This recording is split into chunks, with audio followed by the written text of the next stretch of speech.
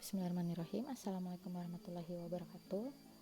Kembali lagi di mata kuliah rangkaian listrik untuk pertemuan ke-6 dengan materi hukum rangkaian. Saya Erna Limudin dari Teknik Elektronika Politeknik Negeri Cilacap. Hukum rangkaian yang pertama yang paling umum adalah hukum Ohm, di mana jika sebuah penghantar atau resistansi atau hantaran dilewati oleh sebuah arus, maka pada kedua ujung penghantar tersebut akan muncul beda potensial. Atau dalam hukum Ohm dinyatakan bahwa tegangan melintasi berbagai jenis bahan penghantar adalah berbanding lurus dengan arus yang mengalir melalui bahan tersebut. Hukum Ohm dapat digambarkan dalam diagram seperti ini.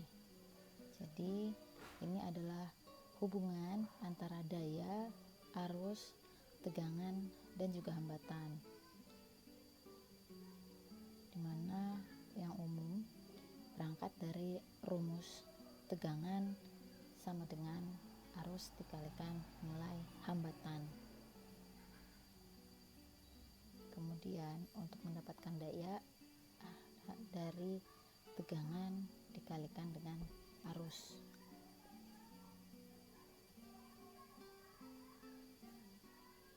Kita lanjut ya.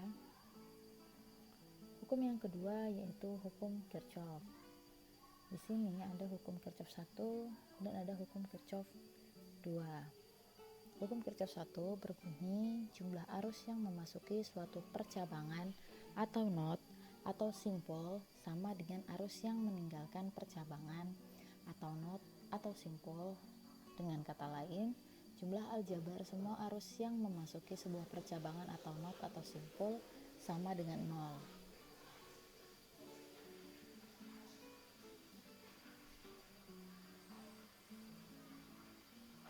Nah, contoh, jika arus listrik 2 ampere mengalir melalui seutas kawat penghantar ketika beda potensial 12 volt diberikan pada ujung-ujungnya.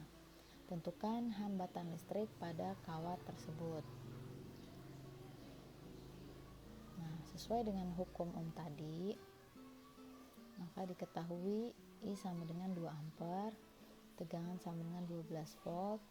Lalu yang ditanyakan adalah berapa nilai hambatan listrik pada kawat tersebut. Jawabannya adalah hukum Ohm V sama dengan I kali R, maka nilai R-nya adalah 12 dibagi 2 yaitu 6 ohm. Latihan soal berikutnya. Beda potensial 15 volt harus diberikan pada ujung-ujung seutas kawat agar arus 2,5 ampere mengalir melalui kawat tersebut. Berapa hambatan listrik kawat? Nah, ini bisa didapatkan juga dengan hukum Ohm, berarti R-nya sama dengan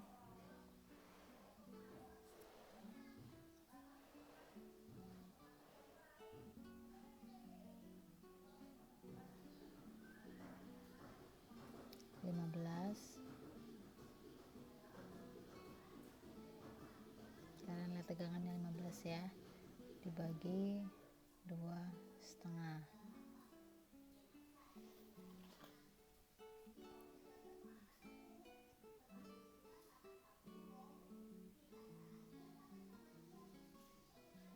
Hasilnya adalah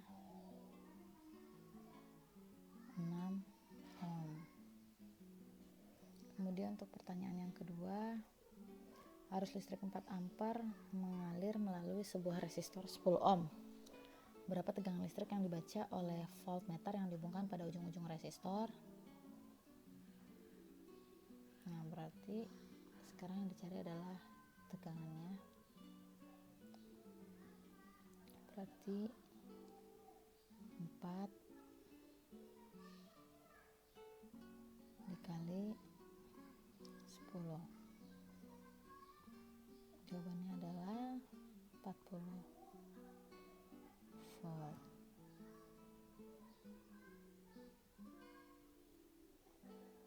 Kemudian yang ketiga, berapa kuat arus listrik yang mengalir melalui arus seutas kawat yang memiliki hambatan 0,4 ohm jika ujung-ujungnya diberi tegangan 200 mV.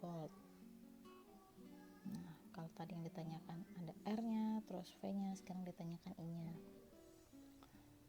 Jangan lupa ketika mengerjakan soal, kita perhatikan satuannya apa. Jika dia mili, berarti harus dikembalikan ke volt.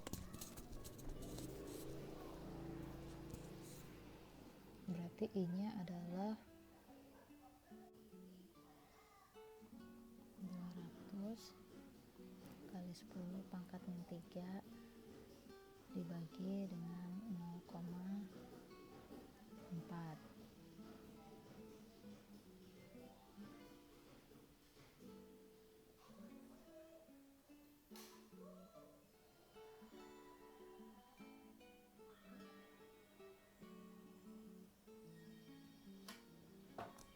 Hasilnya adalah 0,5 ampere.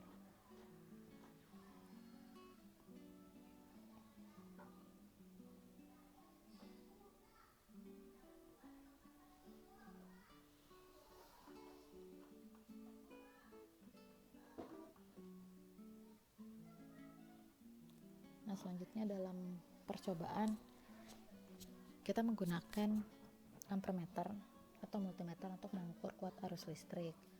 Nah, yang harus diperhatikan ketika mengukur kuat arus listrik, kalau yang diukur adalah arus, maka dia harus dipasang seri dengan elemen atau komponen yang akan diukur kuat arus listrik yang melaluinya. Namun jika yang diukur adalah tegangan, maka dia harus dipasang paralel dengan elemen atau komponen yang melaluinya. Nah, nanti akan bisa dipelajari ketika praktikum. Dan yang harus diperhatikan adalah jangan sampai kabel penghubungnya itu terbalik ketika dihubungkan dengan polaritas elemen atau rangkaian yang akan diukur kuat arus listriknya. Jadi seperti ini ya, ini ampermeternya.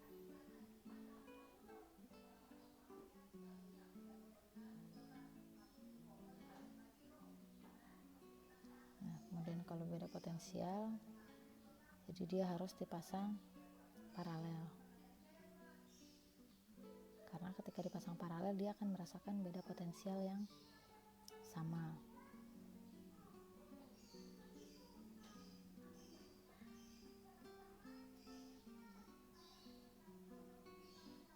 Nah, ini berdasarkan hukum Ohm.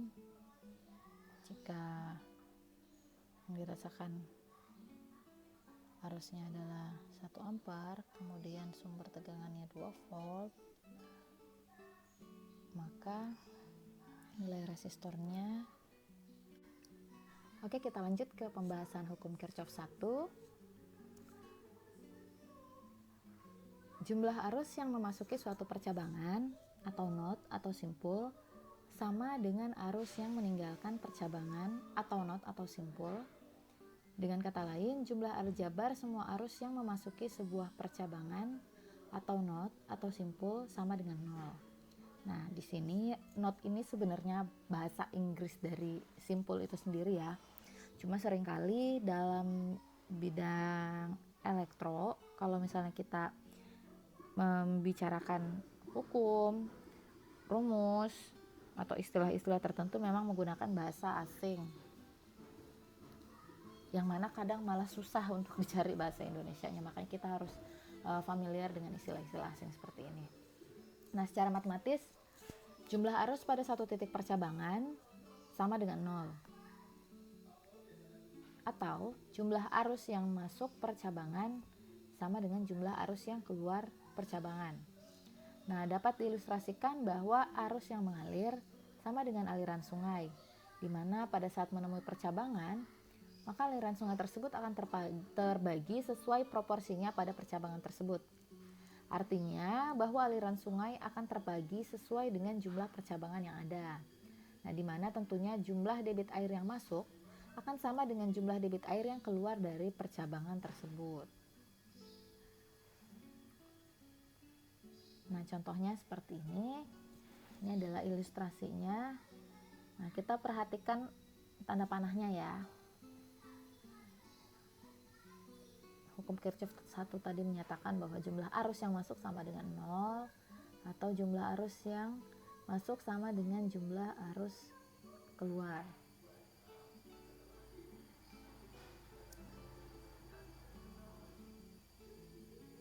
Hukum Kirchhoff tadi berbunyi jumlah arus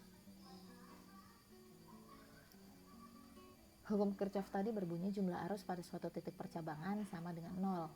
Nah, maksudnya ini satu titik percabangan, atau jumlah arus masuk sama dengan jumlah arus keluar. Nah, tadi bilang kita harus perhatikan tanda panahnya karena ini menentukan dia arus masuk atau arus keluar.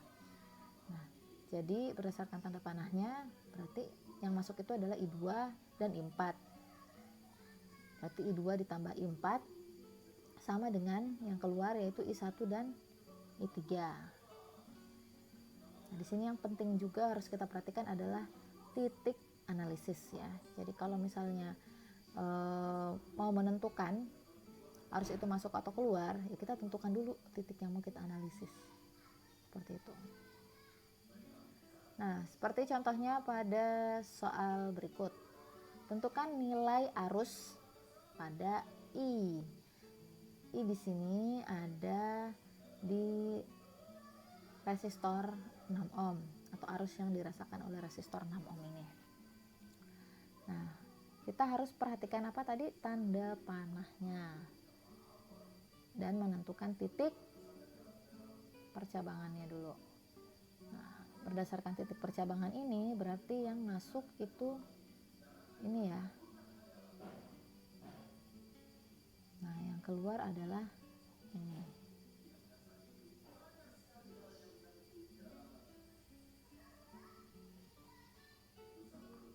Nah, pertama arus yang di sini dulu yang kita tinjau. Ini perhatikan polaritasnya, di sini plus, di sini negatif. Berarti arusnya ke arah sini atau masuk ya. Nah, nilai arusnya berapa? Karena di sini tegangannya 8 volt. Kemudian resistornya 2 ohm, berarti arusnya adalah 4 ampere. Oke, nah sekarang kita tinjau dulu yang di sebelah sini ya. Nah, ini adalah yang masuk tadi. Nah, jadi untuk arus yang masuk aja itu dia dikombinasikan antara arus yang masuk dan arus keluar. Paham ya? Jadi maksudnya arus yang masuk ke sini tidak bisa serta-merta menjumlahkan nilai arus semua yang di sini. Karena di sini ada arus yang masuk dan ada yang keluar. Nah, jadi kita hitung dulu untuk arus masuk di sini dengan cara melihat tanda panah. Dimana di sini 4 ampere arahnya masuk. Kemudian kita cari lagi yang masuk, ini 4 ampere masuk.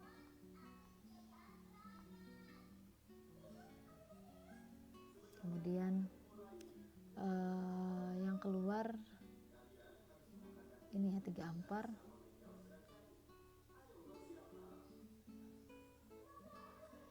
Dan ini lagi 2 ampere dia masuk.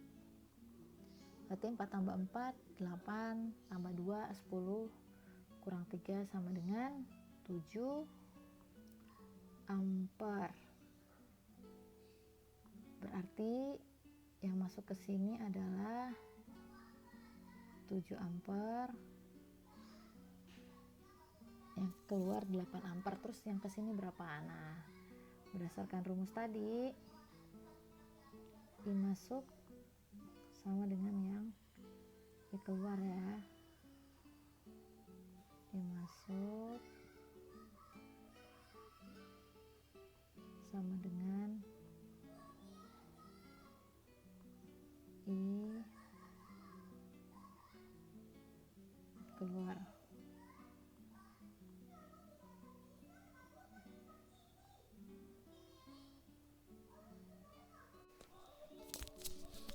Nah, karena I masuk sama dengan I keluar, maka kita lihat tanda panahnya ya. Jadi yang keluar kan 8,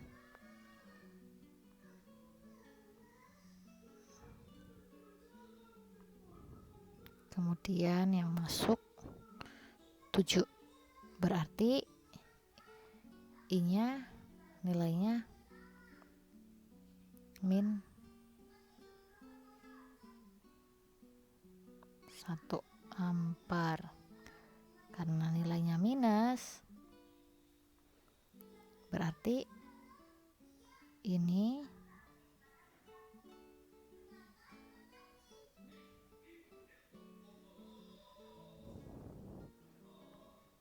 arahnya harusnya masuk. Jika mau dituliskan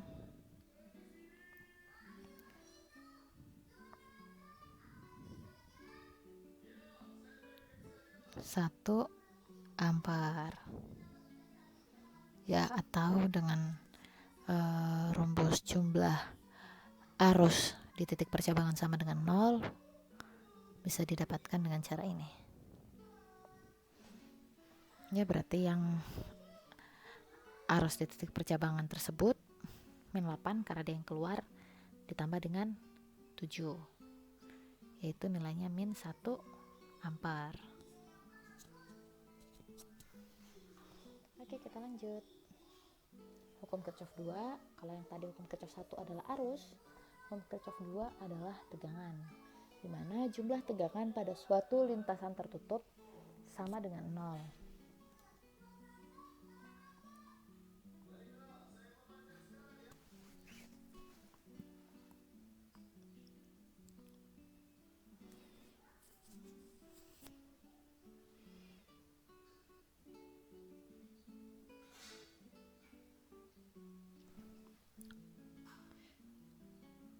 Jumlah tegangan pada suatu lintasan tertutup sama dengan 0, atau penjumlahan tegangan pada masing-masing komponen penyusunnya yang membentuk satu lintasan tertutup akan bernilai sama dengan 0.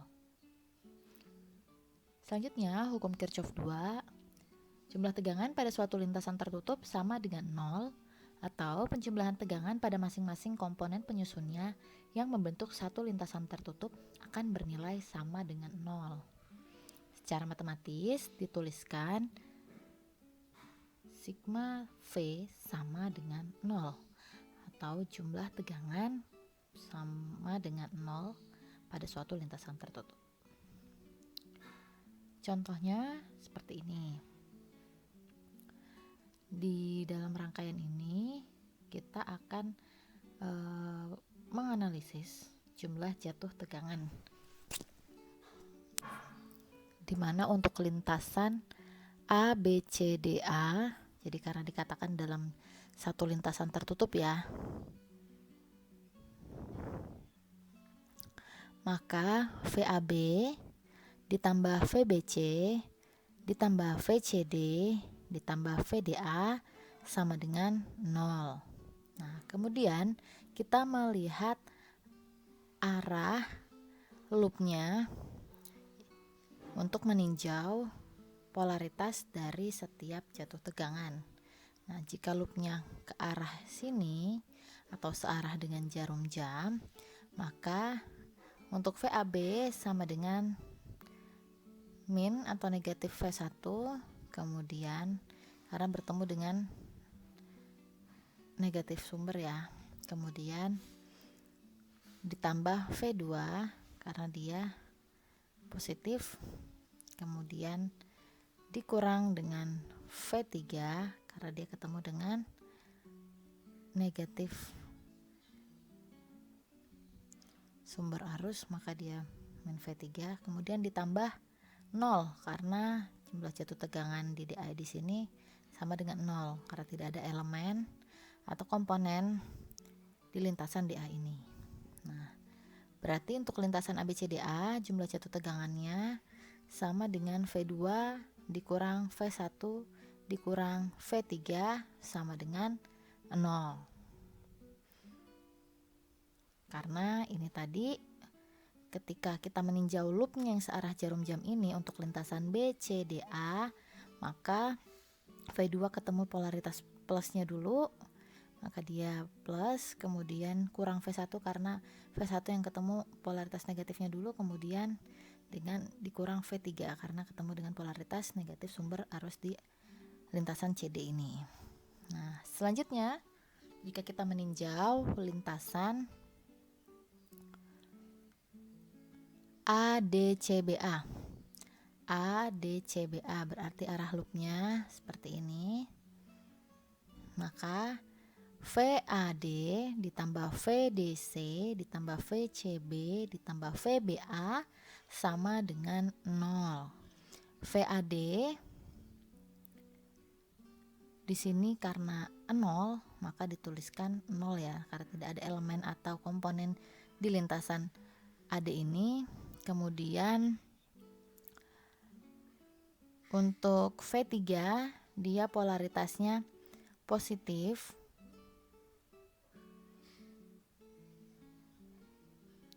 karena dia yang pertama diketemui ketika kita menarik garis untuk loop ini.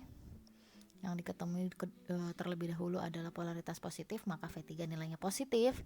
Kemudian dikurang V2 karena yang ketemu adalah polaritas negatifnya dulu. Kemudian ditambah dengan V1 ditambah 0 karena ini tadi ya VDA nya 0 karena tidak ada elemen atau komponen di lintasan DA ini. Kemudian sama dengan 0 atau disederhanakan menjadi V3 dikurang V2 ditambah V1 sama dengan 0. Sekali lagi karena V3 yang paling pertama ketemu adalah polaritas positifnya, kemudian V2 yang paling pertama ketemu adalah polaritas negatifnya, dan V1 yang paling pertama ketemu adalah polaritas positifnya. Jadi V3 kurang V2 tambah V1 sama dengan 0.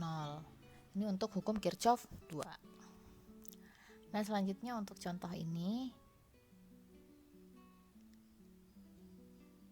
tentukan nilai tegangan VAB.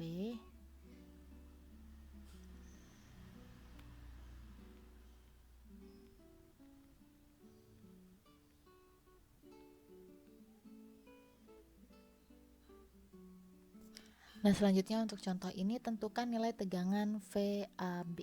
Jadi dari sini ke sini. Nah, jumlah jatuh tegangan di sini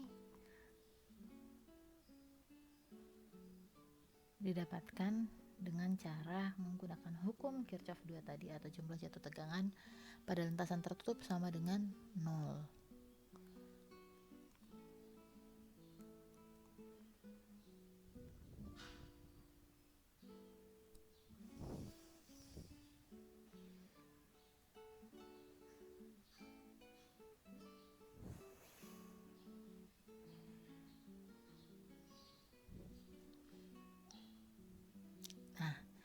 Tadi sudah kita dapatkan di contoh soal yang pertama bahwa ini adalah nilainya -1,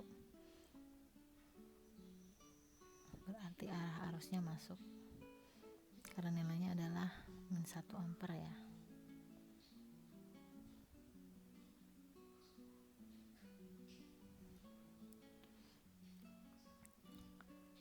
Nah, ini sudah kita dapatkan nilainya di contoh soal yang pertama tadi untuk hukum Kirchhoff 1, di mana nilainya ini adalah -1 ampere, artinya arah arusnya masuk.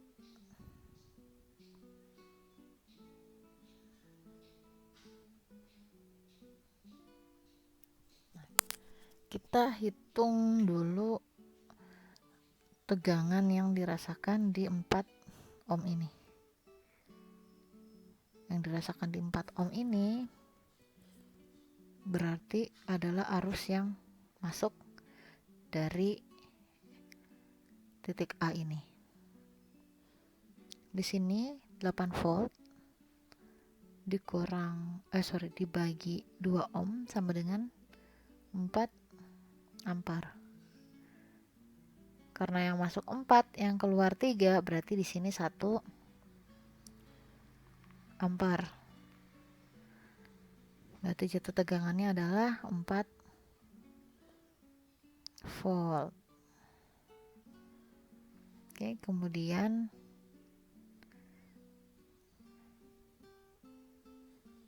di sini yang dirasakan dia dapat arus 4 ampere, 2 ampere, dan 1 ampere. Berarti total ada 7 ampere. Dikali 8 berarti tegangannya adalah 56 volt. Ibu ulangi, jadi dia dapat merasakan arus 4 ampere ditambah 1 ampere ditambah 2 ampere. Jadi total yang dirasakan di 8 ohm ini 7 ampere. Maka jumlah jatuh tegangannya adalah 56 volt. Kemudian jumlah jatuh tegangan di titik ini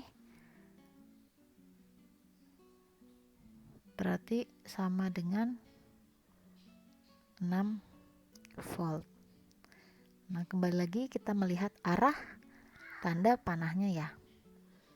Nah, jadi karena ini semua arahnya sampai sana masuk, dan yang di sini adalah arahnya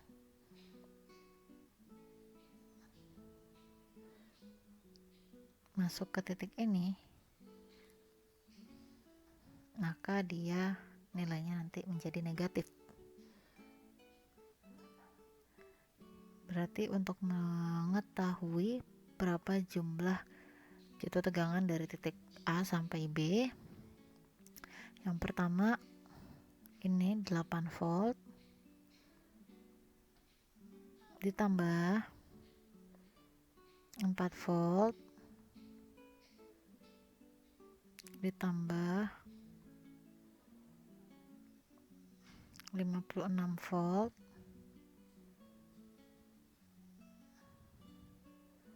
dikurang 6 volt, hasilnya adalah 62 ya, 62 volt.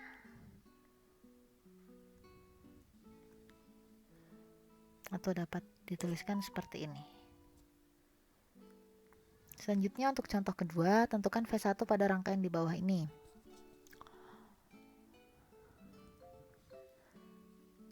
Nah, jumlah jatuh tegangan yang dirasakan di sini kita meninjau lagi berdasarkan loopnya. Berarti ini untuk memudahkan kita tulis saja ABCD ya.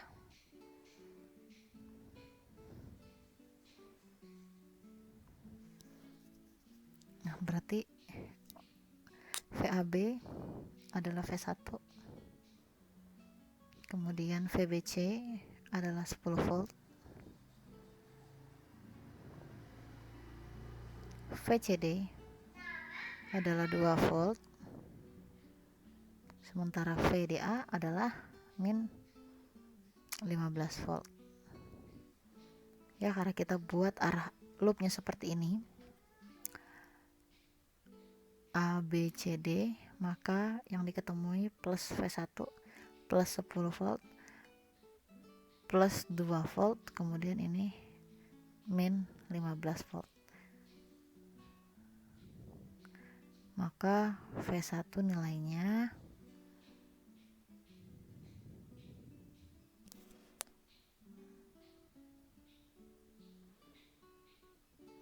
10 tambah 2, 12 kurang 15, nilainya adalah min 3.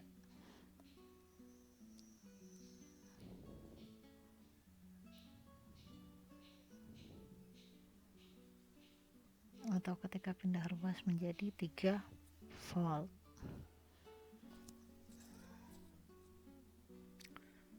Jadi V1 atau jatuh tegangan di titik AB ini adalah 3 volt. Kemudian nomor 3, tentukan V1 pada rangkaian di bawah. Nah, sama kayak tadi ya, kita tentukan dulu loopnya. Ini kita tentukan ke arah sebaliknya aja ya, karena arah arusnya ke sana, berarti plusnya di sini, negatifnya di sini.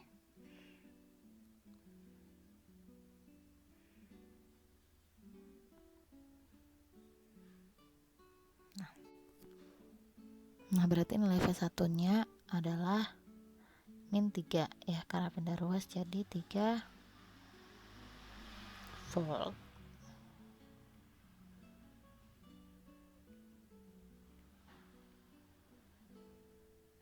Nah, kemudian yang keempat, hubungan seri dan paralel. Secara umum digolongkan menjadi dua, yaitu hubungan seri jika salah satu terminal dari dua elemen tersambung, akibatnya arus yang lewat akan sama besar. Sementara untuk hubungan paralel, jika semua terminal terhubung dengan elemen lain, akibatnya tegangan diantaranya akan sama. Jadi ketika kita menghubungkan elemen atau komponen secara seri, maka dia akan merasakan jatuh tegangan yang berbeda, tapi arusnya sama. Makanya ketika memasang ampermeter itu harus dipasang secara seri. Sementara untuk paralel, jika elemen tersebut dihubungkan secara paralel, dia akan merasakan jatuh tegangan yang sama, namun arusnya berbeda karena bercabang. Jadi kalau memasang voltmeter harus dipasang paralel agar merasakan jatuh tegangan yang sama dengan elemen yang mau diukur.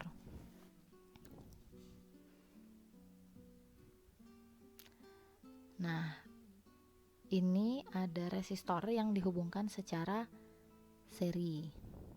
Maka jumlah jatuh tegangannya di setiap resistor akan berbeda. Nah, atau dikatakan juga sebagai rangkaian pembagi tegangan. Nah, kalau resistornya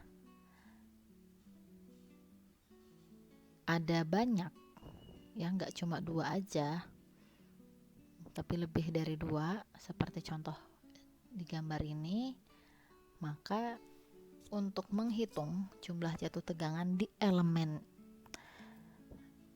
yang diinginkan, caranya adalah V1 sama dengan R1, karena kita mau tahu jatuh tegangan di R, dibagi total nilai resistor R1 tambah R2 tambah R3 dan dikalikan dengan V sumbernya. Selanjutnya juga begitu untuk mengetahui jumlah jatuh tegangan di R2, berarti R2 dibagi R total dikali V, dan untuk V3 juga gitu, berarti R3 dibagi R total dikali V. Ya, ini dikatakan juga sebagai rumus pembagi tegangan untuk yang hubungnya seri, karena kalau seri tadi nilai tegangannya pasti berbeda di tiap elemen. Lanjut untuk hubung paralel. Nah, kalau paralel yang beda adalah nilai arusnya, maka dia dikatakan juga sebagai di sini rumus pembagi arus ya. Nah, untuk mengetahui nilai arus yang dirasakan di tiap elemen, caranya adalah I1, misalnya kita mau tahu di R1 ya, sama dengan R total tadi atau R ekivalennya. Jadi ini dihitung dulu secara paralel berapa R totalnya ya. Kemudian dikalikan dengan I yang masuk atau I dari sumber.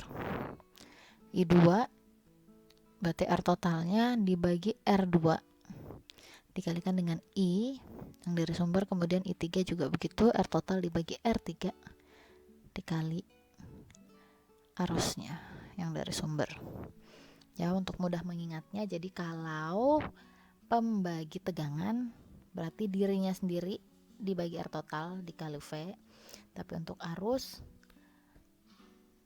totalnya dulu dibagi dirinya sendiri dikali arus. Ini rumus dasar, tapi yang harus hati-hati adalah menghitung R totalnya nanti agar tidak keliru untuk mendapatkan nilai arus di tiap-tiap elemen. Karena dia hubung paralel ya, kalau seri kan mudah, tinggal dijumlahkan saja. Nah, ini ada contoh soal terakhir. Tentukan nilai R ekivalen pada rangkaian di bawah ini. Jawabannya nanti akan Ibu post dan bikin video sendiri. Sekarang kalian coba dulu ngitung berapa nilai R ekivalen pada rangkaian di bawah ini dan hitung berapa nilai arus yang dirasakan di 30 ohm. Oke, sekian. Terima kasih. Assalamualaikum warahmatullahi wabarakatuh.